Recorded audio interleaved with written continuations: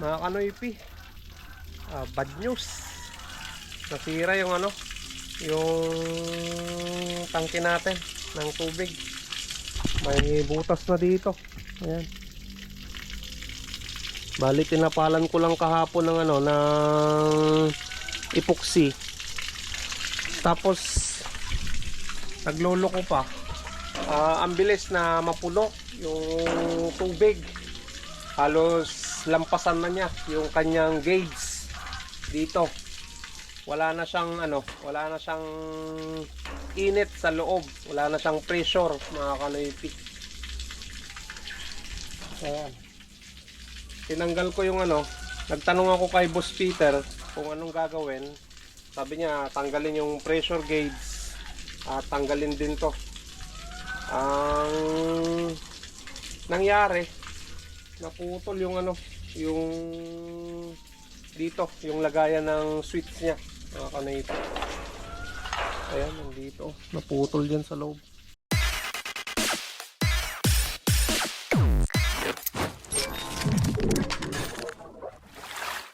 What's up mga kanoypi? Good morning sa inyong lahat. Nagbabalik na naman si Kanoypi for another video.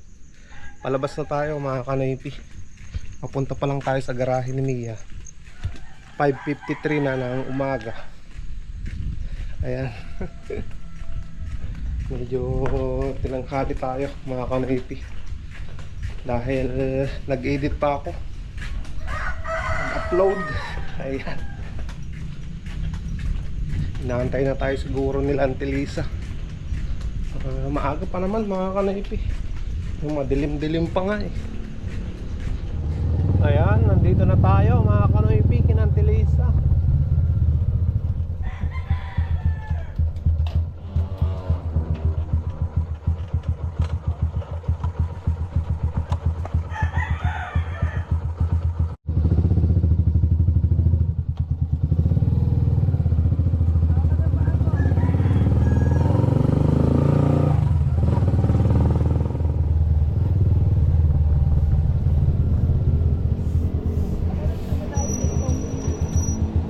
Yan tayo.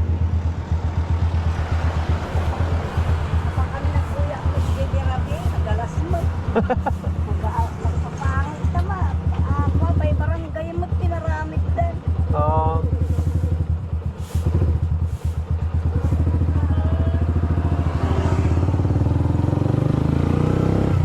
Ayan mga kanoypi, natid na natin sila Auntie Lisa. Usual 100 pesos naman binamano natin. Alright.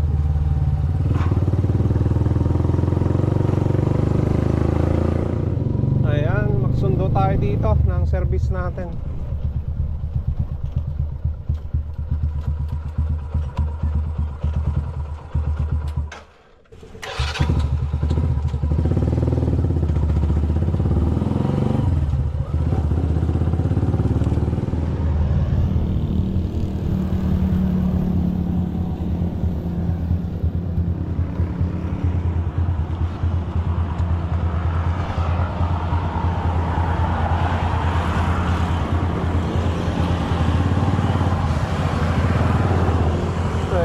Kanoypi, naihatid na natin yung dalawang bata. Sila lang yung may pasok ngayon. Yung dalawa wala. Ayan, may pasayro tayo ulit mga kanoypi.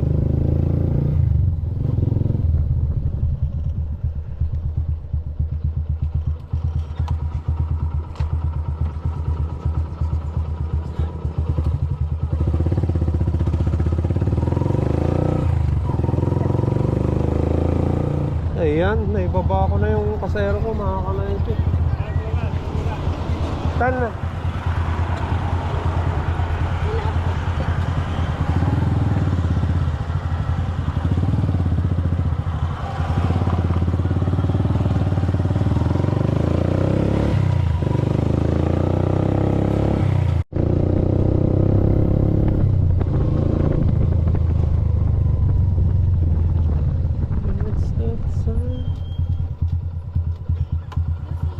Tara.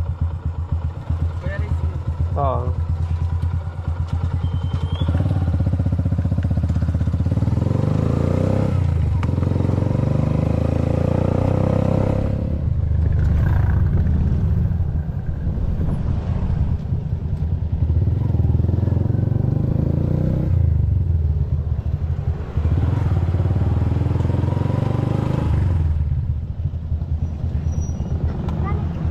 Magkano ba pumasaya mo?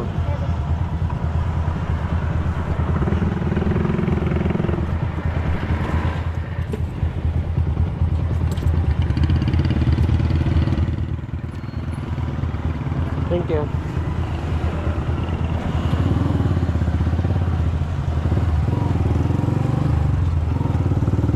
Ayan mga kanoypi, nakapaghatid na tayo dito sa UCU.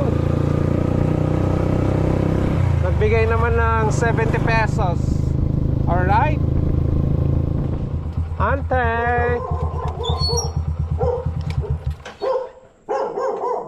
Ayan, nandyan yung kanyang 3 wheels na sasakyan.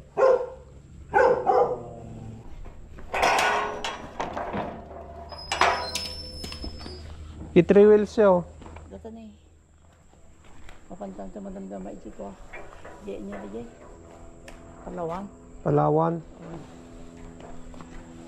Tapos, naanta data na. Maganda mama ng palaw.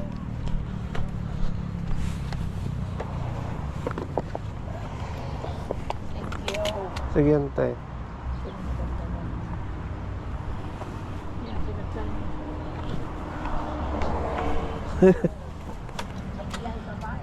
Gawid ako ng tay.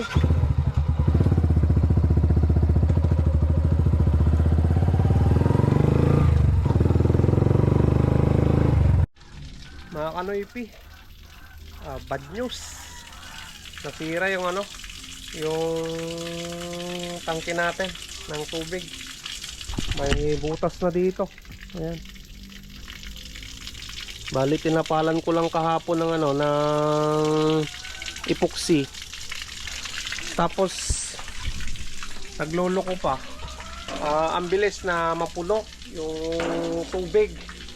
Halos lampasan na niya yung kanyang gauge dito. Wala na siyang ano, wala na siyang init sa loob, wala na siyang pressure mga kanoypi. Ayan. Tinanggal ko yung ano, nagtanong ako kay Boss Peter kung anong gagawin. Sabi niya tanggalin yung pressure gauge at tanggalin din to. Ang nangyari, naputol yung ano, yung dito, yung lagayan ng switch niya mga kanoypi. Ayan, nandito, naputol dyan sa loob. Grabe. Sabi niya minsan may nagbabara daw dito sa taas, yung lagayan ng pressure switch at pressure gauge. Pumatagas na nga dito mga kanoypi. Yan may butas dito. Ayan, tignan nyo, basahad na yan dyan sa pader. Kasi nga napuno na mga kanoypi, wala nang labasan ng hangin. Kaya yan, yung tangke na yung nabubutas.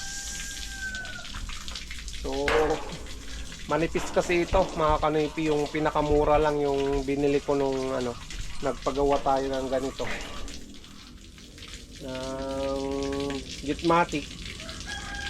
Nagpa-install ako kay Boss Peter. Ang binili ko yung pinakamura pa na tangke.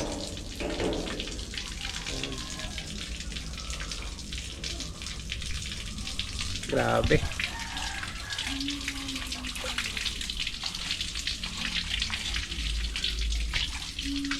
Nasira pa.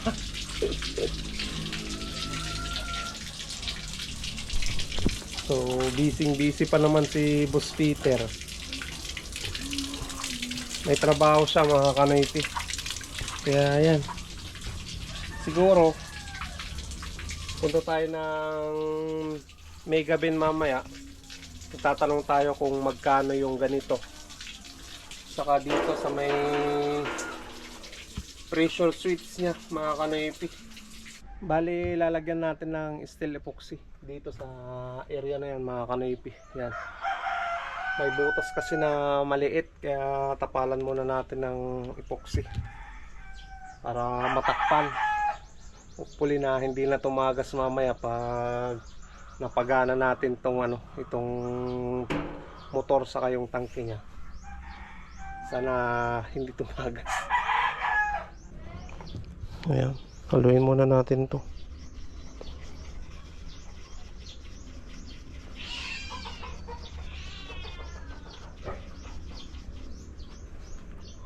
Ayan. Ito yung butas niya eh.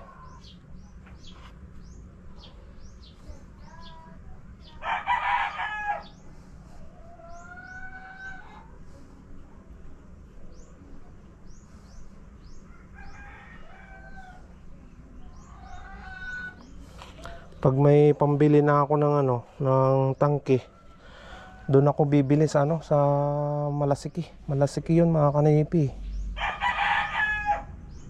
Sakop ng Malasiki yung pinagbilan namin dati nung tangke ni Scout Ranger. Maganda doon, paggawaan talaga ng tangke.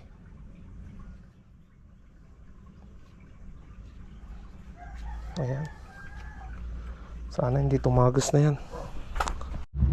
Bili tayo ng ulam, mga kanipi, palanghalian. Kasama ko si Mrs. at Baby Maika. Ayan o. Hello, baby. Hello. Ay, hello mo. Ayaw kumain. Hello. May pagkain. Hi. May pagkain. Kaya ayaw niya. Hi. Ganda na. Oh, ikaw kain siya, no? So, samahan nyo kami doon sa sa Pro 4 tayo bibili ng ulam ngayon, mga kanipi. Pabili. Papaitan. Meron. Take out lang. Ulam lang. Ay, pinapaitan.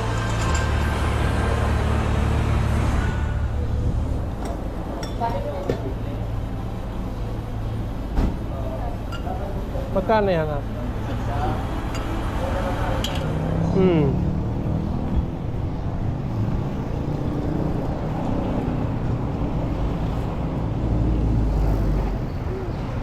Ulam.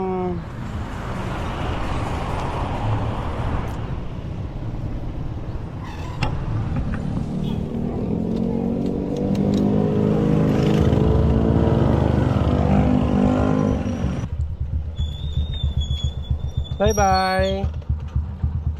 Bye bye.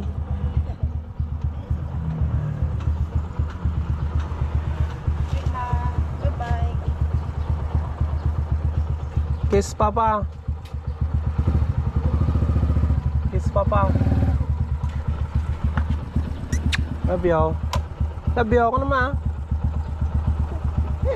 Punta ka na. Bali, nandito na rin, mga kanipi, yung yung bibilin ko na parts nung tangke.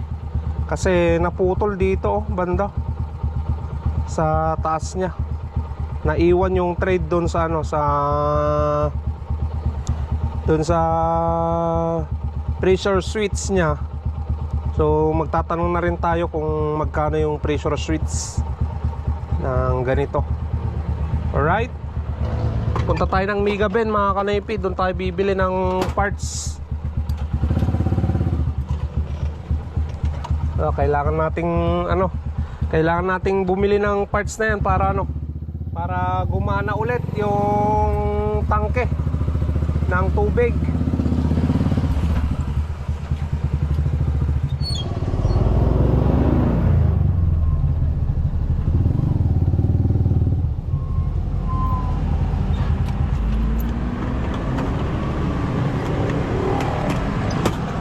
Ayan, dito na tayo sa Mega Ben, mga kanipi.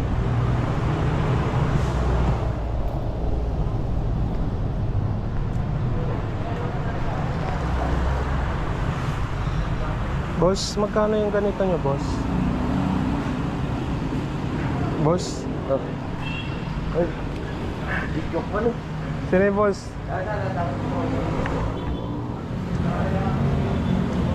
Madam, ate man na eh.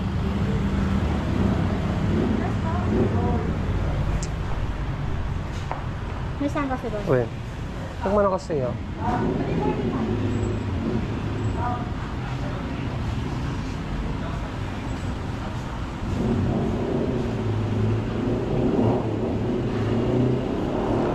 Tapos sa pressure switch na nga. Naran. Switch kang gate ha. Ay, switch lang.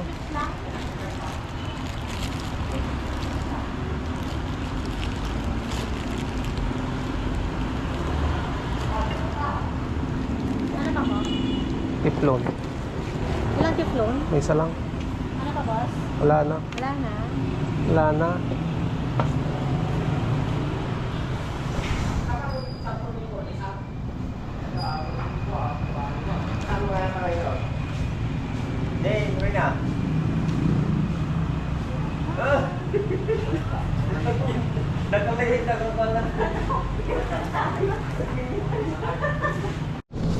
Bali, nakabili na tayo mga kanaypi. Grabe yung ano, 690 lahat.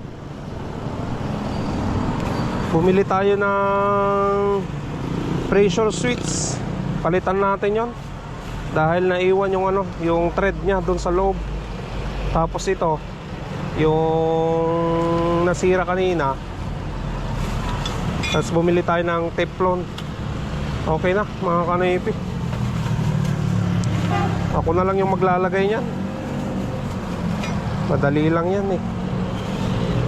Pag di natin alam, tawagan na lang natin si Boss Peter. Magtatanong tayo sa kanya.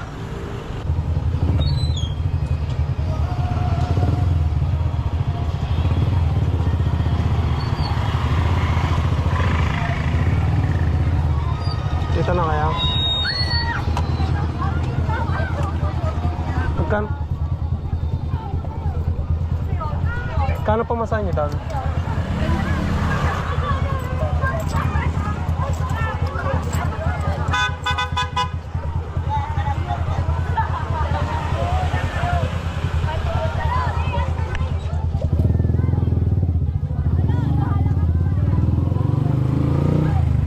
You said that you've been lonely, makes you cold as ice.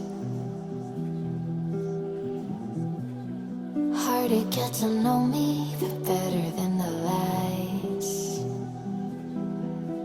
No way I'd let you slip by. No way I'd let you say bye. You said there ain't no reason, but I'll sit here every day, waiting for the moment I won't feel like I should stay.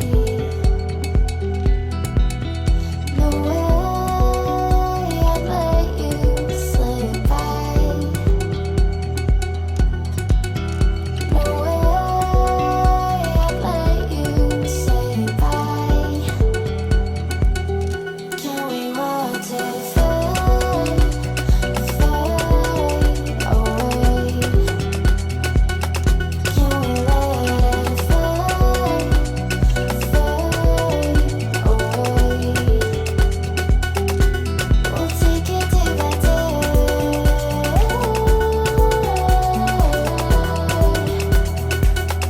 Can we watch it fade, fade away?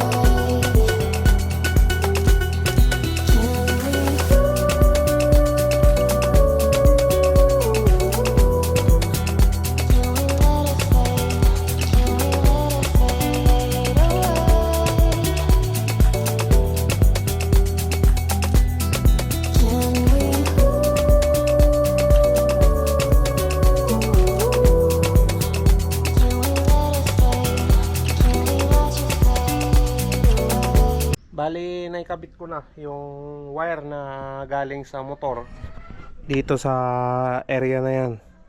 Dalawa. Tapos yung ilalagay na lang natin mga kanaypi, yung wire ng live papunta dito sa ano, magkabilaan. Kahit magkabaliktad yan mga kanaypi, ayos lang yan. Supply ng kuryente. Ayan. Parehas lang naman yung wirings yan eh. Parehas naman tong ano, binili natin. Ayan. Lagay lang natin mga kanaypi. Ayan mga kanaypi, papaon na natin kay Mrs.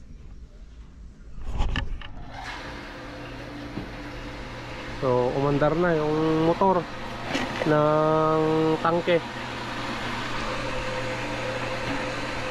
Sana walang leak to para ano, para hindi na tayo magbaklas ulit. At hopefully na ano mga kanoypi, hindi siya mapuno. Kasi umaabot dito yung ano, yung tubig na. Wala na siyang init doon sa loob. Kumbaga pressure nawawala na mga kanoypi. Lahat na abot na ng tubig, nalagyan na ng tubig.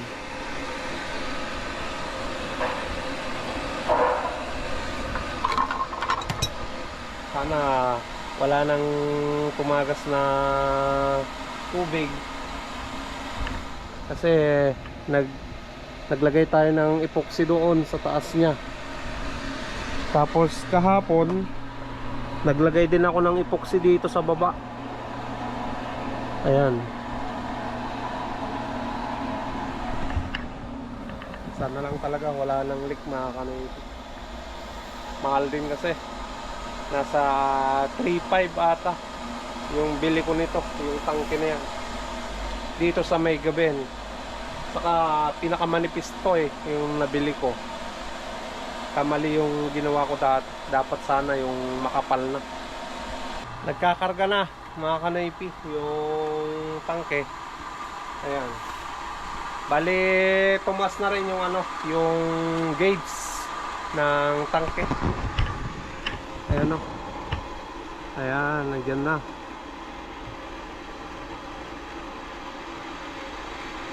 Ayan, tumataas na mga kanoypi. Yung laman ng tangke nandito na. Yung tubig mga kanoypi. Malamig na yung loob niya. Dito mainit sa taas. Kaya nandito na yung tubig banda. Alright. Habang inaantay natin na ano, na mapuno yung tangke, kuha muna tayo ng itlog dito sa ano, sa kulungan sa mga manok. Dahil may order sa akin na isang tray yung kapitbahay ni Auntie AB doon sa AGL mga kanoypi. Kuha tayo ng 28 pieces dito. Kasi may dalawa pa na natira na itlog diyan sa bahay. So 28 lang yung kukunin natin, no? Yung mga manok ko. Makakakuha naman siguro tayo ng 28 pieces dito dahil nakapag-itlog na sila lahat. Ayan, kuha tayo dito. Kunin ko na yung itlog nyo ah.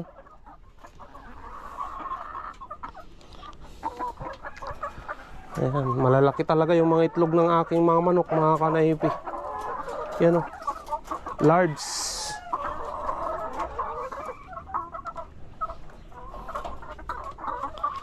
So napakagaling ng aking mga alagang manok talaga.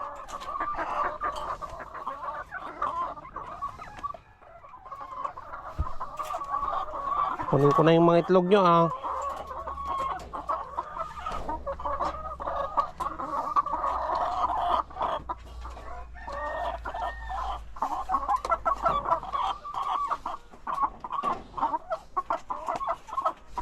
Ayan, 28 na to mga kanoypi.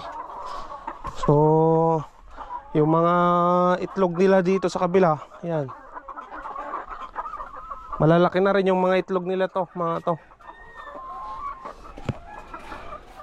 Ayan, punasan lang natin mga kanoypi. Katulad nito, may part ng itlog na ano, may dugo. Pupunasan ko lang yan para ano, malinis naman na ibibigay ko sa mga customer ko.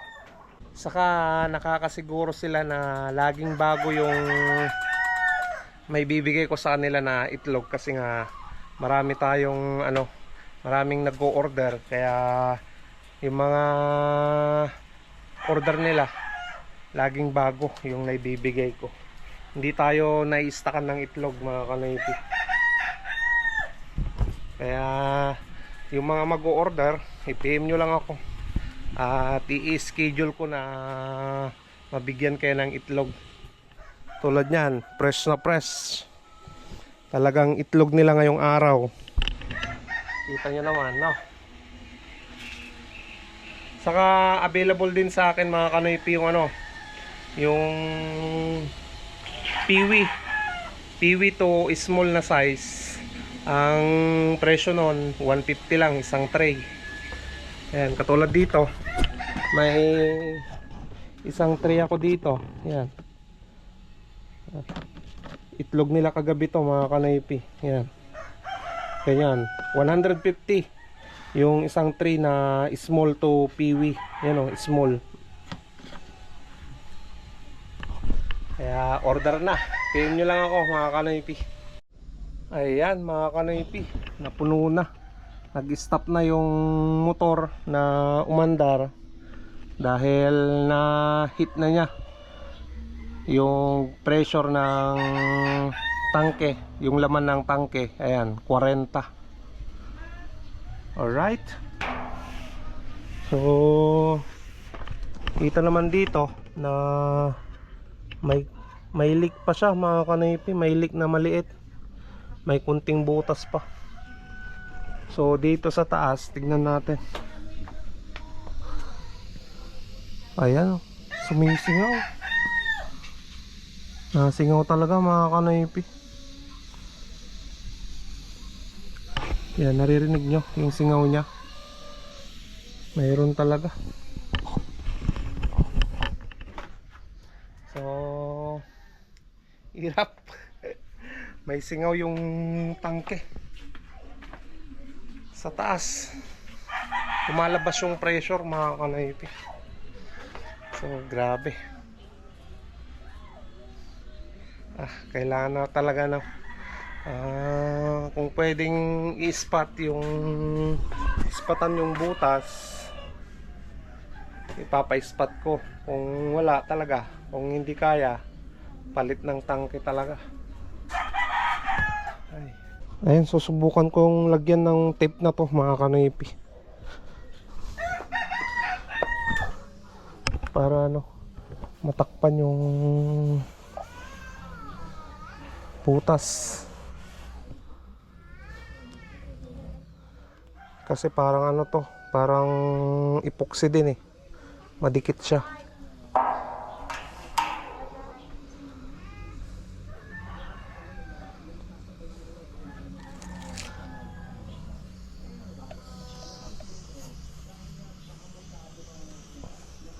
Yan o, may pandikit talaga siya mga kanoypi.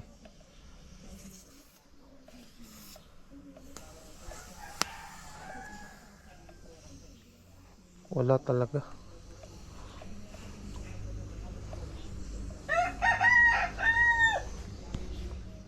May nalabas na hangin talaga sa butas. Nandito na mga kanoypi yung isang tray na itlog. Punta na tayo ng temple para sunduin si Auntie AV.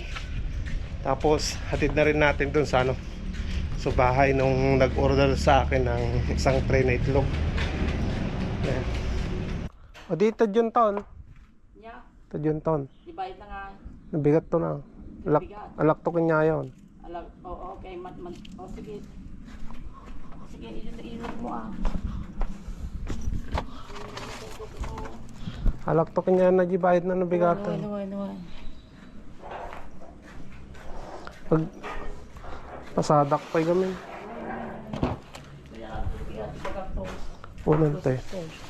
250 lang na nante. Wen, 215 to kanya yun. Sapay. Busis kinata. Sige. Thank you, ante. Anong kal?